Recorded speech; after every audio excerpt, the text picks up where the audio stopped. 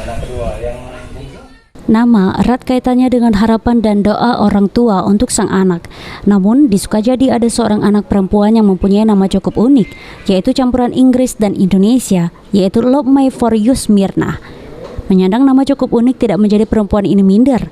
Dirinya pun punya berbagai pengalaman unik berkaitan dengan nama yang disandangnya, mulai dari diminta guru untuk merubah namanya saat SD, hingga harus menunjukkan KTP ke orang karena tidak percaya dengan nama yang disandangnya.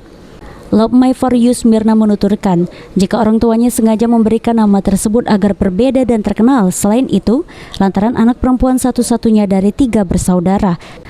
Ayahnya Gemawan Fauzi, sehingga rasa sayang orang tuanya berlebih pada Love My For You Smyrna. Pernah sih, waktu itu sempat memperkenalkan diri. Terus karena orang yang nggak percaya, jadi disuruh KTP-nya ditunjukin. Katanya kayak samar-samar gitu, samaran gitu. Nah ini pernah ditanya nggak dengan orang tua alasannya? Nama Pernah. Gimana ceritanya? Katanya sih kan anak cewek sendirian. Terus katanya kasih sayang itu lebih besar gitu.